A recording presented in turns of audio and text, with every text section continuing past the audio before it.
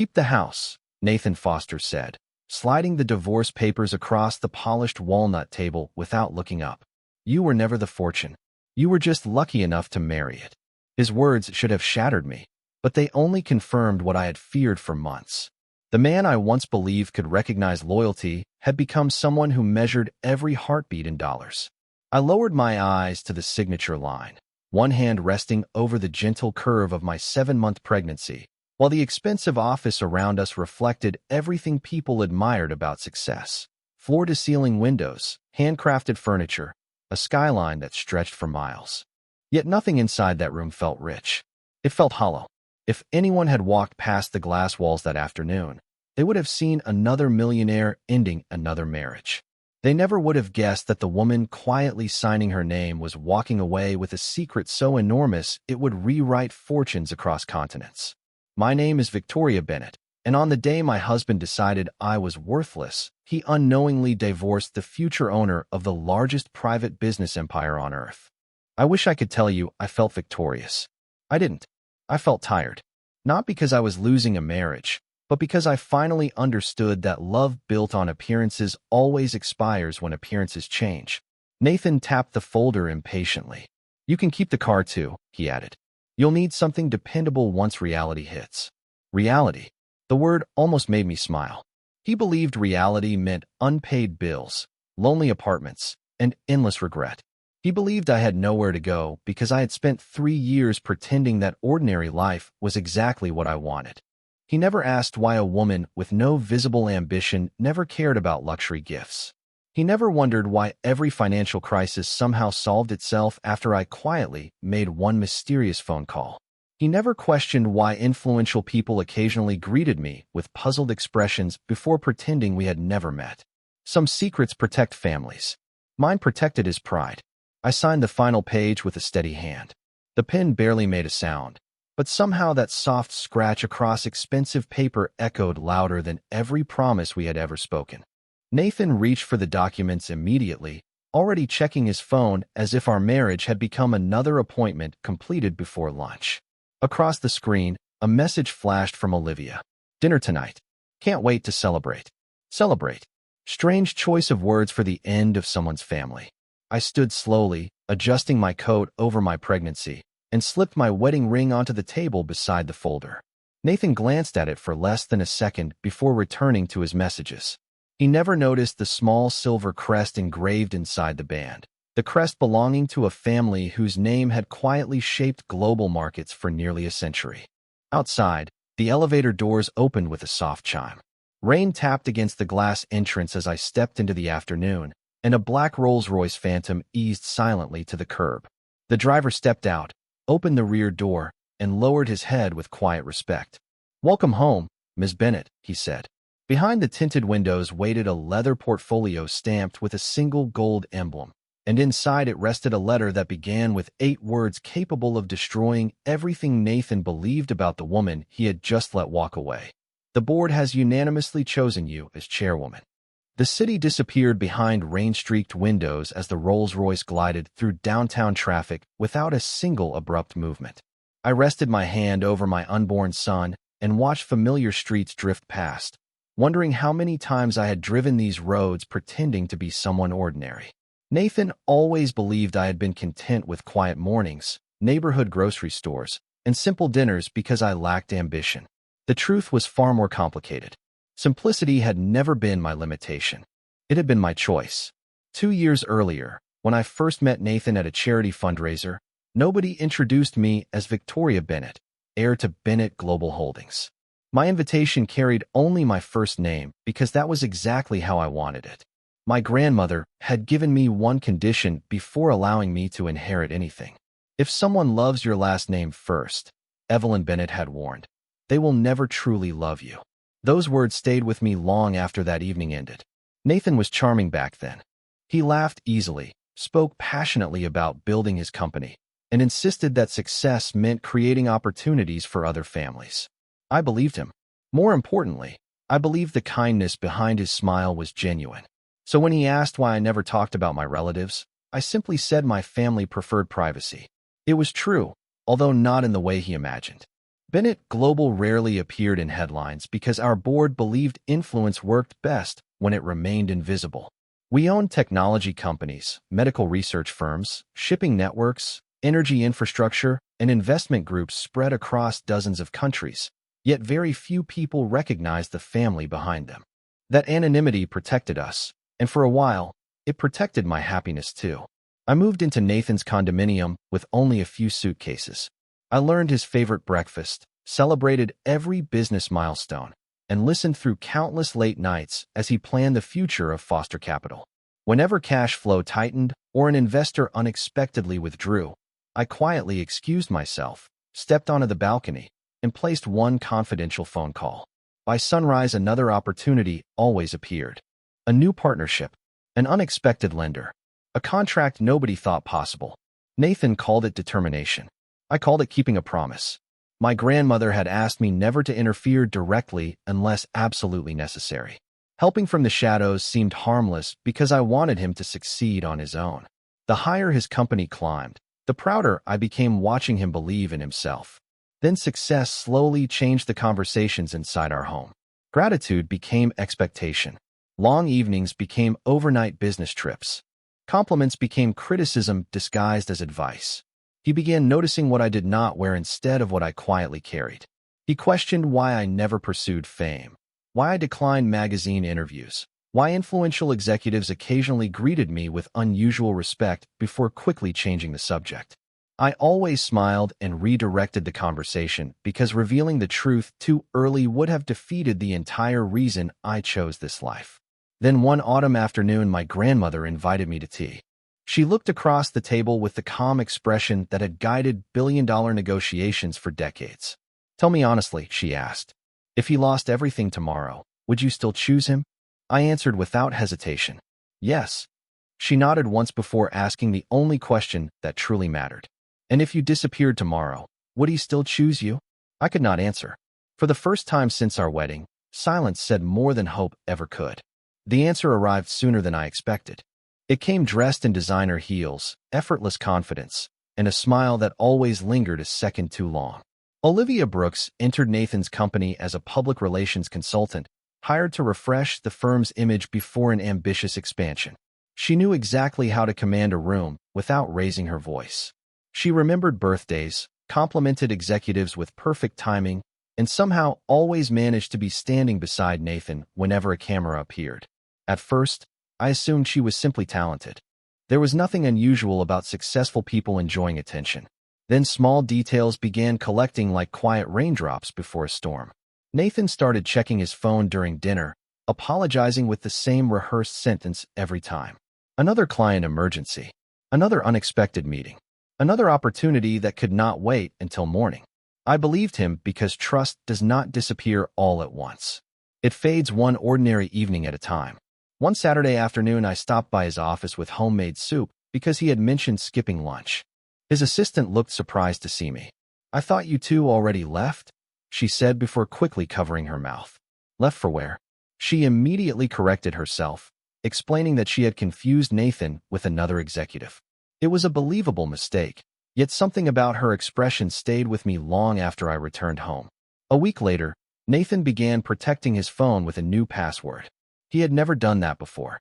When I asked whether everything was all right, he smiled, kissed my forehead, and said I worried too much because of the pregnancy. I wanted to believe him. Every expectant mother wants peace more than suspicion. Then came the charity gala. Nathan insisted I stay home because the event would be exhausting. I agreed until a local business magazine published photographs the following morning. There he was beneath crystal chandeliers, smiling beside Olivia as if they had rehearsed the moment together. The article praised Foster Capital's rising influence and described Olivia as one of Nathan's closest strategic partners. I stared at the photograph for several minutes. It was not the picture itself that unsettled me. It was the way he looked at her. People can fake smiles. They cannot fake attention. From that day forward, silence became my greatest teacher. I stopped asking unnecessary questions and started noticing forgotten details instead. Receipts appeared for restaurants Nathan claimed he had never visited. Hotel reservations were labeled as conference expenses. New cologne replaced the scent he had worn since our honeymoon. Even his conversations changed. He spoke more about appearances, reputation, and influential circles than about dreams. Success had become something he wanted people to witness instead of something he wanted to build. One evening, while folding tiny baby clothes in the nursery, my phone vibrated with an unfamiliar number. I almost ignored it until a single sentence appeared on the screen. When you are ready to know the truth, come alone. No name, no explanation, only an address downtown and a time scheduled for the following afternoon. My first instinct was to delete the message. My second was to protect my child from unnecessary stress. But something deeper, something impossible to explain, told me this was the moment my carefully balanced world would finally reveal what had been hiding beneath its polished surface. As I placed the phone on the dresser, another notification arrived from my grandmother. It contained only 5 calm words that somehow made my heart beat faster than the anonymous message ever could. It is time to come home. The address led to a quiet private office overlooking the river, far removed from the glass towers where fortunes were announced with press conferences and flashing cameras. There was no company logo on the entrance, no receptionist, no display celebrating success. Only silence. A gray-haired gentleman opened the door before I could knock. "Ms. Bennett," he said with a respectful nod. "They have been waiting." His choice of words caught my attention. Not hoping, not expecting, waiting. Inside, the conference room felt strangely familiar even though I had never seen it before. Portraits of previous Bennett chairmen lined the walls, their expressions calm rather than proud, as if reminding every successor that leadership was a responsibility before it was a privilege. At the far end of the polished table sat my grandmother, Evelyn Bennett, wearing the same navy suit she had worn during countless negotiations that changed industries without ever making headlines. She stood as I entered and embraced me without saying a word. For several long seconds, neither of us spoke. Some conversations begin with explanations. Ours began with understanding. "You know," she finally said, guiding me toward the seat beside her. I nodded once. "I know enough." She folded her hands across the table. "Then it is time you know everything." A folder was placed in front of me. Inside were photographs, financial reports, newspaper clippings, and handwritten notes documenting decades of careful planning. My family had never wanted heirs who depended on inherited wealth. Every generation was required to spend years living outside the protection of the Bennett name, building relationships that could survive without influence or privilege. Some failed the test. Others returned stronger. "Your grandfather believed character cannot be purchased," Evelyn said quietly. "Neither can loyalty." I slowly turned another page.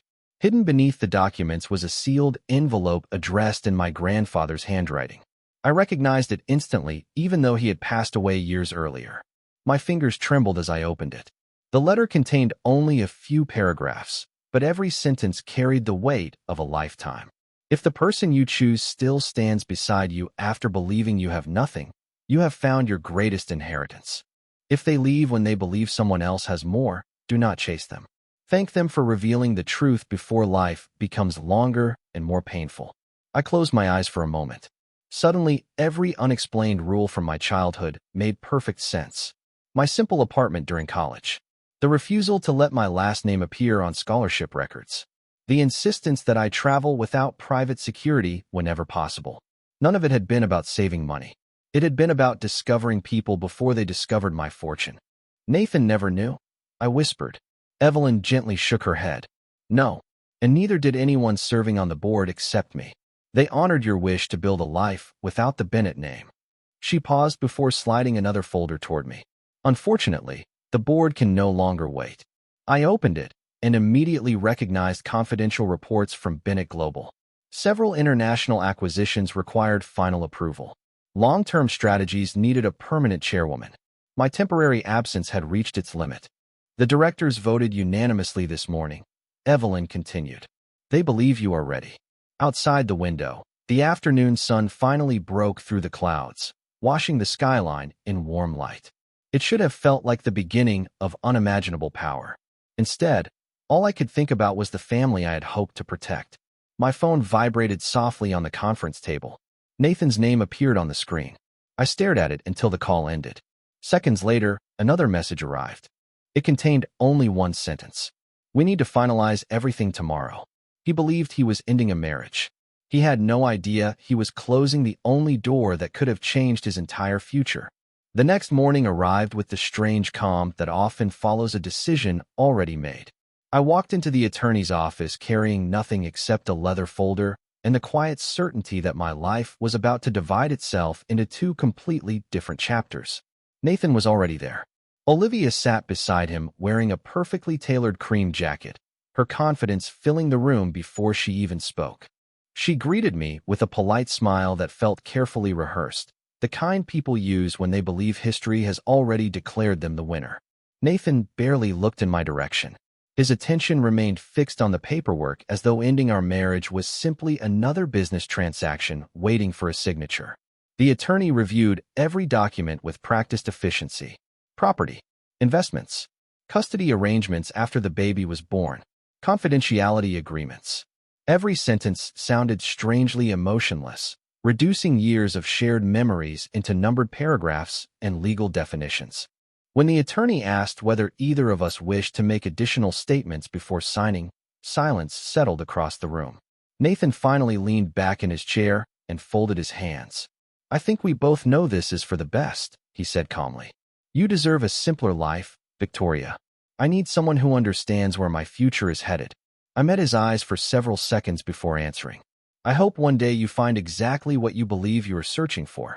He nodded as though I had confirmed his decision instead of quietly saying goodbye to the man I once loved. One by one, the signatures were completed. My wedding ring remained inside my purse. I had already decided it belonged to the past, not because the gold had lost its value, but because the promise behind it no longer existed. The attorney collected the final documents and wished us both well, with the professional kindness reserved for people whose lives would never intersect with his again. As I stood to leave, Olivia gently touched Nathan's arm. "We have reservations at 7, she reminded him with an excited smile. "Tonight should be the beginning of everything." Nathan smiled back without hesitation. "It will be." Neither of them noticed that I quietly placed a sealed envelope into the attorney's confidential archive before walking toward the elevator.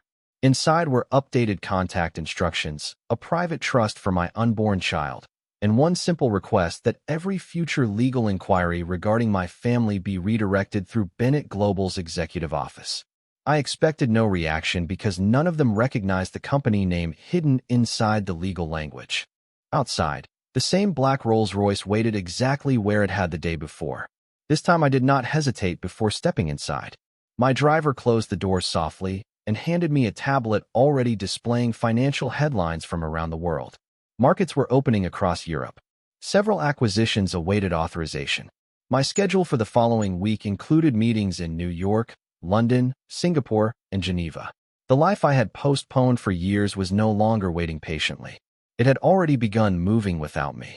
3 months passed with remarkable speed. My son entered the world surrounded by quiet love instead of public attention, and every photograph remained inside our family albums rather than social media. During those same months, Bennett Global announced its first leadership transition in decades. Financial news networks interrupted regular programming. Business journals called it the most significant executive appointment of the generation. Analysts debated the identity of the mysterious new chairwoman because no official photograph accompanied the announcement. Then, on a Monday morning, every major financial screen displayed the same headline beside my portrait for the very first time.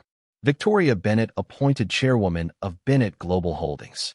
Hundreds of miles away, Nathan looked up from his morning coffee, stared at the television without blinking, and whispered a single sentence that nobody in the room could answer. "That cannot possibly be my Victoria." The financial world reacted exactly as my grandmother predicted. For 48 hours, every business network, newspaper, and investment podcast asked the same question. Who was Victoria Bennett? Analysts searched university records, corporate filings, charity boards, and public interviews, only to discover almost nothing. My family had spent generations protecting privacy with the same discipline other companies devoted to advertising. The mystery only made the announcement more powerful. While commentators debated my background, I was already sitting inside conference rooms where decisions influenced shipping lanes, medical research, renewable energy projects, and technology partnerships across 4 continents. Every morning began before sunrise with reports waiting neatly arranged across my desk. Every evening ended with another flight, another negotiation, another opportunity to strengthen the company my family had carefully built long before I was born. Yet despite the private aircraft, international summits, and endless schedules, the most important part of every day arrived the moment I returned home and lifted my son into my arms. The board members quickly learned an unbreakable rule. No meeting was ever more important than the promise I made to my child. Strangely, instead of weakening the company, that balance strengthened every decision I made. People trusted leaders who remembered why success existed in the first place. Meanwhile, far from the quiet confidence of Bennett Global, Foster Capital began facing challenges that no one could easily explain. A financing partner unexpectedly postponed a major investment. A technology supplier accepted a competing offer. Several long-term clients quietly transferred their contracts elsewhere after restructuring their international portfolios. None of those decisions involved revenge. Bennett Global had strict policies preventing personal conflicts from influencing corporate operations. Markets simply followed confidence, and confidence naturally moved toward stability. Nathan refused to believe the timing was a coincidence. Night after night, he studied financial reports searching for hidden connections, convinced that someone was deliberately working against him. Olivia encouraged him to remain optimistic, insisting every business experienced temporary setbacks. For a while he believed her. Then another opportunity disappeared. Then another. Within 6 months, conversations inside Foster Capital shifted from expansion to preservation. Investors who once returned calls within minutes suddenly requested additional reviews, longer evaluations, and independent audits before approving anything new. Nathan had built his reputation on certainty. Now uncertainty followed him into every board meeting. One rainy afternoon, he attended an international business forum in New York, hoping to rebuild valuable relationships. Giant digital screens displayed keynote speakers from around the world. As he walked through the convention hall, one announcement stopped him in place. The next featured speaker was introduced as the newly appointed chairwoman of Bennett Global Holdings. My photograph filled the massive screen above the stage. For several long seconds, Nathan simply stared upward, unable to reconcile the woman smiling confidently before thousands of executives with the wife he believed had depended entirely on his success. He remained frozen even after the audience applauded my introduction. I spoke about long-term leadership, responsible innovation, and building organizations that outlast individual ambition. I never mentioned my private life. I never mentioned marriage, divorce, or betrayal. I did not need to. The truth already stood before him without accusation or anger. When the presentation ended, dozens of executives formed a line hoping to introduce themselves. Nathan took one uncertain step forward before security politely redirected guests toward the scheduled networking reception. He watched from across the ballroom as world leaders, investors, and industry pioneers greeted me with genuine respect. Nobody treated me like an unexpected celebrity. They welcomed me like someone they had been waiting years to see. For the first time since signing those divorce papers, Nathan finally understood that he had never truly known the woman who once shared his home, and the realization left him with a question far more painful than losing money. If Victoria had hidden something this extraordinary, what else had he completely failed to see while she was standing beside him every single day?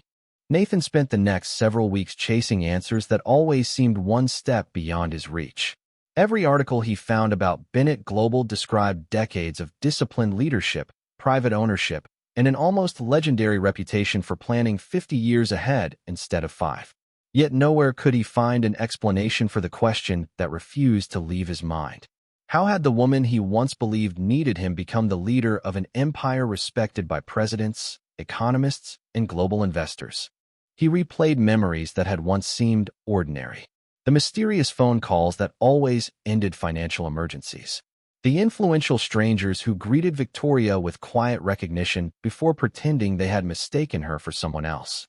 The expensive fountain pen she always carried but never talked about. The silver crest engraved inside her wedding ring. One forgotten detail after another began fitting together like pieces of a puzzle he should have solved years earlier. Foster Capital continued losing momentum. No scandal appeared in the headlines. No public controversy surrounded the company. The markets simply moved on. Competitors introduced stronger proposals. Longtime partners merged with larger firms. Credit became more expensive. Growth became slower. Every quarterly report carried another difficult conversation. Nathan finally accepted that his company needed strategic support from a larger institution if it hoped to recover. Every advisor reached the same conclusion. There was only one organization with the resources, international reach, and long-term investment philosophy capable of stabilizing Foster Capital without dismantling it. Bennett Global. The recommendation felt almost impossible to accept, yet mathematics ignored pride. 3 days later, Nathan submitted a formal request for a private meeting with the executive leadership team. He expected weeks of silence. Instead, a response arrived the following morning. His request had been approved for the following Tuesday at 10 o'clock. The message included only one instruction. Please arrive 10 minutes early. On Tuesday morning, Nathan stood inside the soaring marble lobby of Bennett Global headquarters. Sunlight streamed through walls of glass, reflecting across polished stone floors so perfectly maintained that they looked almost untouched. Executives from every corner of the world crossed the lobby with quiet confidence. No one hurried. No one raised a voice. Success here did not announce itself. It simply existed. A receptionist greeted Nathan by name and escorted him toward a private elevator requiring executive authorization. As the doors closed, he caught his own reflection in the mirrored walls. For the first time in years, he looked uncertain. The elevator opened onto the highest executive floor, where a conference room overlooked the entire skyline. A long walnut table stretched toward floor-to-ceiling windows, surrounded by directors already reviewing financial reports. They welcomed Nathan politely, but none offered the familiarity he had expected from potential business partners. Every conversation remained formal, measured, and remarkably calm. 5 minutes passed. Then the room fell completely silent as the double doors opened. Nathan instinctively stood with everyone else. He expected another senior executive, perhaps an experienced chairman or respected industry veteran. Instead, Victoria walked into the room wearing a tailored navy suit, carrying a single leather portfolio beneath one arm. There was no dramatic entrance, no display of authority, no attempt to impress anyone. She simply took her place at the head of the table because everyone already accepted that it belonged to her. The directors greeted her with quiet respect before taking their seats. Nathan remained standing several seconds longer, unable to hide the disbelief on his face. Victoria looked across the table, meeting his eyes with the same calm expression she had carried on the day she signed the divorce papers. Nothing in her face suggested anger, satisfaction, or revenge. Only composure. She opened the portfolio, glanced briefly at the agenda, and then spoke the first words of the meeting. "Good morning, everyone. Let us begin." In that single moment, Nathan finally understood the greatest mistake of his life had never been losing a powerful business opportunity.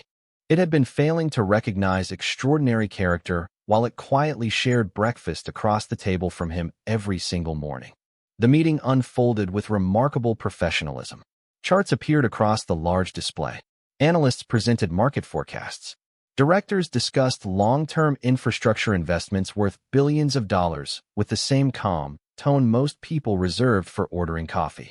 Nathan tried to focus on the numbers, but every sentence pulled his attention back to the woman leading the room. Victoria listened more than she spoke. When disagreements surfaced, she never interrupted. She asked one thoughtful question, allowed every perspective to be heard, and then offered a solution that somehow satisfied every department without sacrificing the company's principles. It was the kind of leadership impossible to fake because it came from years of quiet preparation rather than public performance. By the time the formal presentation ended, Nathan realized he had spent years believing confidence meant speaking first, while Victoria had mastered the far more difficult skill of speaking only when her words mattered. The directors gradually excused themselves, leaving the conference room one by one until only the two of them remained. Outside the floor-to-ceiling windows, the afternoon skyline glowed beneath soft sunlight, filling the room with an almost peaceful silence. Nathan looked at the woman he once thought he knew better than anyone else. "Why did you never tell me?" he finally asked. Victoria folded the meeting agenda, and placed it neatly inside her portfolio before answering. Because I wanted someone to love Victoria before they ever met Bennett. Her voice carried no bitterness, only honesty. Nathan lowered his eyes. I would have understood. She gave a faint smile, the kind reserved for difficult truths. If that had been true, you would never have needed to know. The words settled heavily between them. Nathan remembered every moment he had encouraged her to become more ambitious. Every conversation where he measured success by titles, appearances, and expanding influence. He had believed he was teaching her about achievement, without realizing she had quietly inherited responsibilities greater than anything he imagined.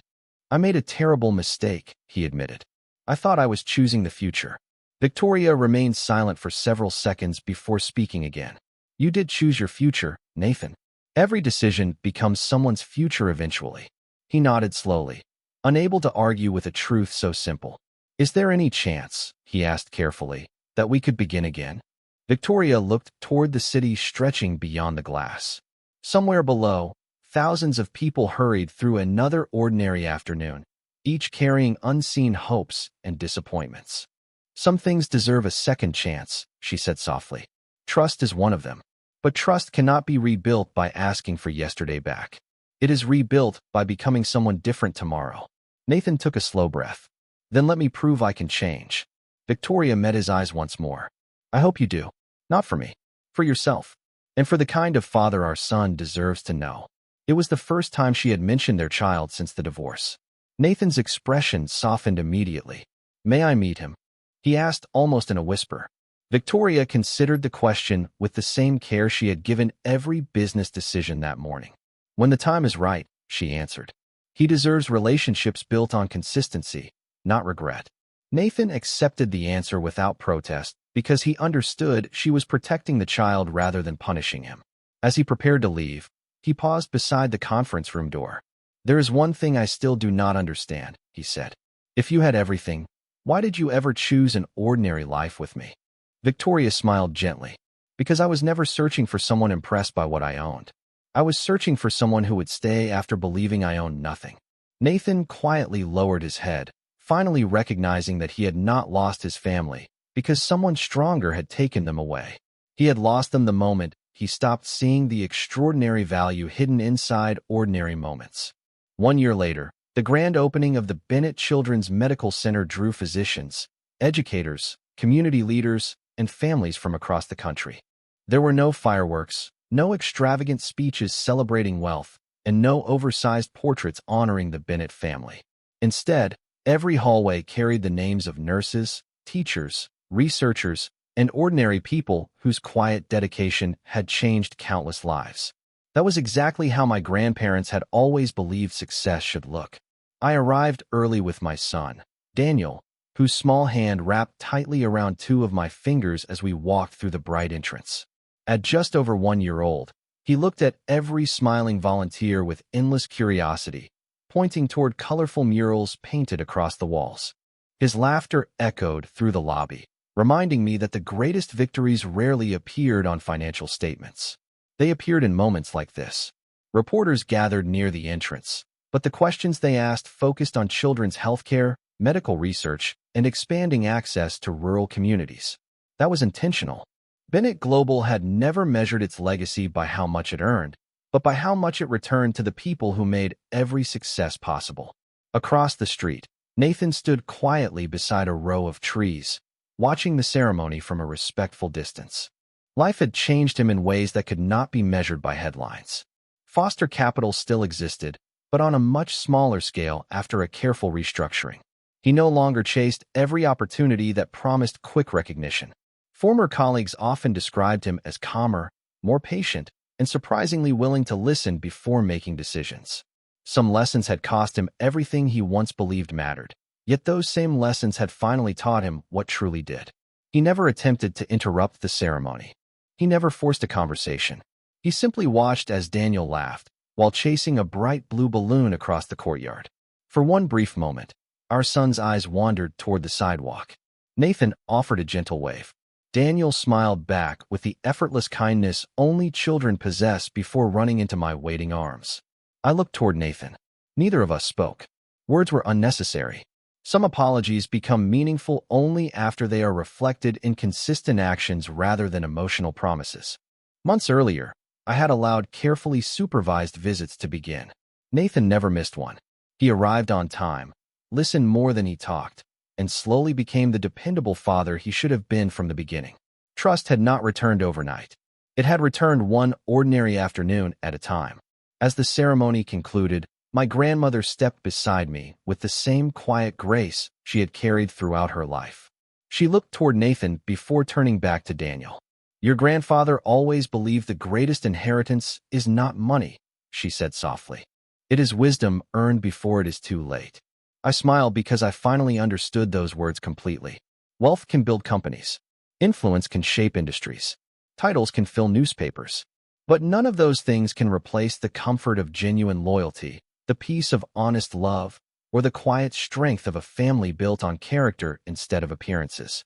Daniel reached up, asking to be carried, and I lifted him into my arms.